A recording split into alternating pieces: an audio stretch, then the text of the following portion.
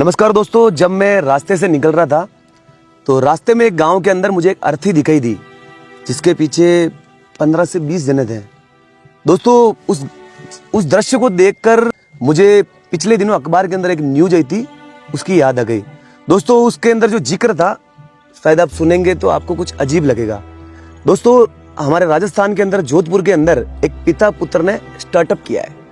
Startup मतलब business start किया है। देखो बिजनेस ऐसा, जैसे लोग अगर जहर भी मांगेंगे ना तो जहर भी बनता है। तो ये जो नया स्टार्टअप हुआ है ना दोस्तों, एक कंपनी बनी है जिसका नाम है अंतिम सत्य।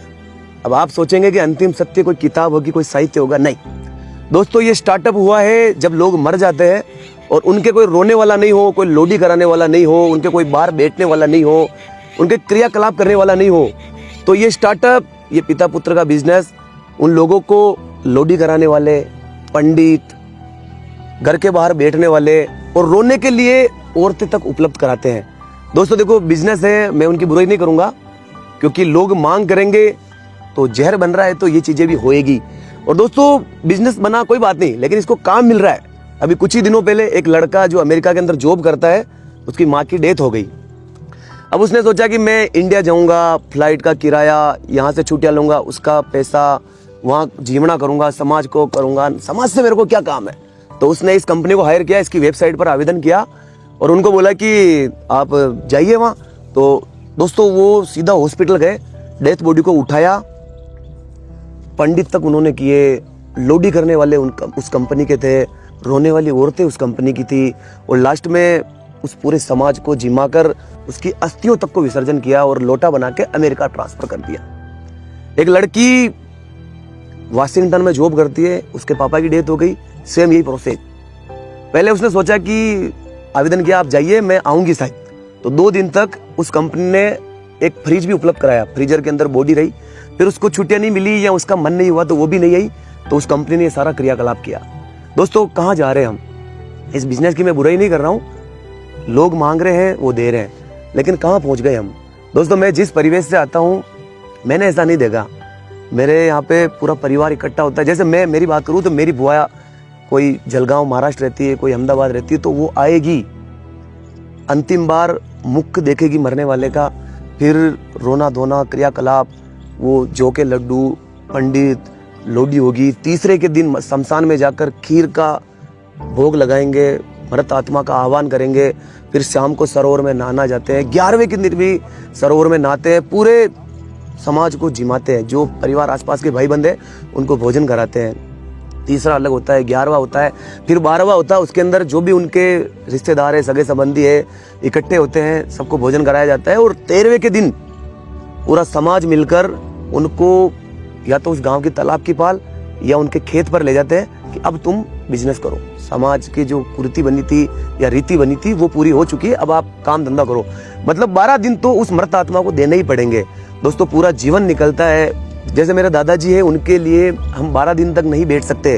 12 दिन तक हमारा समाज हमारे दुख में नहीं आ सके और हमारे समाज के लिए हम एक बोझ नहीं बना सके, तो फिर मतलब क्या है? दोस्तों हमारे बाप दादा ये प्रथाएं बना के गए, वो पागल थोड़ी ना थे। देखो मृत्यु बोझ गलत है। गलत जब है जब आप 8-10 मिठाई बना रहे हो या समाज पंचों के दबाव में आकर, आपकी हैसियत नहीं है फिर भी आप बना रहे हो, चिमा रहे हो, फिर परेशान हो रहे हो, तब तो गलत है। लेकिन आपकी हैसियत है, आपके बाप दादा कुछ छोड़ के गए तो एक छोटा सा उनके नाम का होना चाहिए।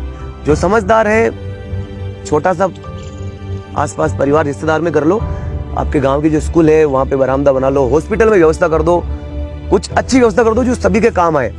लेकिन आप बिल्कुल ही नहीं मानो, मर गया माकतबा मर गया, वे आपकी पत्नी है, आपके पास में रिश्तेदार है, आपके भाई बंदे हैं, उनके कोई डेथ हो गई तो आप उनको भेज ही नहीं रहे हो, रोज रोने के लिए नहीं भेज रहे हो। दोस्तों हम जहाँ पहुंच गए ना, आपको ऐसा लगता है कि आपका जो बच्चे हैं 5-5 हजार 10-10 हजार बालों में केराटिन कराते हैं, स्टाइलिश मूछें रखते हैं, दाढ़ियाँ रखते हैं, बाल कटाने के हजारों रुपए खर्च करते हैं। आपको लगता है वो आपके लिए लोडी करा के बैठेंगे, 12 दिन तक आपके लिए बैठे रहेंगे? लगता है क्या? सोचना एक बार। इस तरह की कंपनियां स्टार्टअप हो चुका है, मुझे नहीं लगता है। और लड़कियां, देखो लड़कियां लक्ष्मी का रूप है, मेरी बहन है, मैं उनके लिए गलत नहीं बोलूंगा, लेकिन दोस्तों जो जिस तरह से वो फैशन में रहती है, जिस तरह के वो कपड़े पहनती है, जिस तरह के वो स्टाइल में रहती है, आपको लगता है कि वो 200-400 लोगों के बीच में विलाप करेगी? મારી માસી હે, મારા નાનાજી હો, મારા દાદાજી હો, लगता है आपको? देखो, मैं जिस परिवेश में बड़ा हूँ, मेरी मम्मी, मेरी पत्नी, मेरी दादी, मेरी नानी, हमारे कोई मरता है तो वो विलाप करती है, और ये संस्कृति है, बनाई है तो बनी रहनी चाहिए। इसके लिए जरूरी है कि माता पिता अपने बच्चों पर ध्यान दे, उनको सिखाए। नाना जी मर गए तो दाग में ले जाओ, मासा जी, मामा जी, बुआ जी, कोई भी हो, XYZ, आप पूरे परिवार में उनको ले जाए, उनको दिखाए। देखो, पढ़ाई कर रहा है, एक दिन में कोई फर्क नहीं पड़ रहा है। जो क्रियाक्रम जो बने हैं सब सीखो, जरूरी है। दोस्तों, आजकल की लड़कियों को मैंने राती जगह में जाते हुए भी नहीं देखा है, ना वहाँ पे गीत गाते हुए देखा है। बाकी मेरी माँ, मेरी मासी, मेरी बुआ, मेरी पत्नी तक को मैंने देखा है कि उसको गीत आते हैं। तो मेरा जीव एक तरह से तो हो रहा है कि यार इस तरह की चीज़ों का हमें सामना नहीं करना पड़ेगा कि हमारे मर गए हैं और रोने के लिए भी हमें भाड़े के लोग बुलाने पड़ेंगे। तो उठो, जागो, थोड़ा सोचो इस चीज़ों में, जो सामाजिक चीज़ें बनी है उस पर ध्यान देवे। और दोस्तों, कंपनी का हम गलत नहीं बोलेंगे, देखो लोग मंगा रहे हैं तो दे रहे हैं, लेकिन आपको जरूरी है कि आपके बच्चों को आप इस तरह की चीजें भी सिखाओ कि बेटा मैं मरूं ना तो थोड़ा लोग तो व्यवहार होना चाहिए कि यार 500 छोरा, 500 तारा दोस्त दागी के रूप में मेरे पीछे, अर्थी के पीछे चल रहे हैं। अशान कोने का आज जो मैंने देखा दोस्तों, 20 जन है। एक आदमी बुजुर्ग होगा, उसके जो आगे बच्चे चल रहा, उसकी लोडी हो रही थी, पर पीछे जने 20 थे। अब या तो वो समाज से रिश्ता नहीं रखता था, समाज से कुछ ऐसी हरकतें की तो समाज से बाहर होगा, या फिर उसने कोई प्रेम व्यवहार नहीं बनाया होगा। उसके आसपास कोई मरते तो उसने सोचा आपने कई काम। देखो, समाज परिवार बने तो ये व्यवस्था है, इनमें जाना चाहिए। कोई आपके आसपास भी कोई मरे तो उसको लकड़ी देने भी जाना चाहिए। और मेरे पापा तो मुझे बचपन से सिखाते थे कि बेटा हंसराज, तो कहीं मत कर, मारा कहीं तकलीफ को ना, लेकिन यदि मैं मरूँ ना और हमारा बाप मरा, थारा कम से कम 100-200 दोस्त तो आना चाहिए। और भगवान की कृपा ऐसी है कि भगवान ऐसी नई स्थिति दिखाए, लेकिन 2000 जना तो आए। क्या व्यवहार प्रेम अशो बनायो कि हमारा दुख में हमारा दोस्त आए, क्योंकि मैं उनके दुख में जाता हूँ। मैं सुख में भले नहीं जाऊंगा, मेरे दोस्तों की शादियों में चूक जाऊंगा, लेकिन उनके घर में कोई तकलीफ आती है तो मैं जाता हूँ। और मेरे माँ बाप ने सिखाया मुझे कि दुखों में जाना चाहिए, सुख भले छोड़ दो, दुख में जरूरी है। तो आप भी कोशिश करें कि आपके दोस्त परिवार, कोई भी रिश्तेदारी में ऐसी कोई घटना होती है, अनहोनी कोई डेथ होती है, तो आप उसमें बैठने जाए, उनका साथ दें, क्योंकि किसी के भी दुख घर में आ सकता है।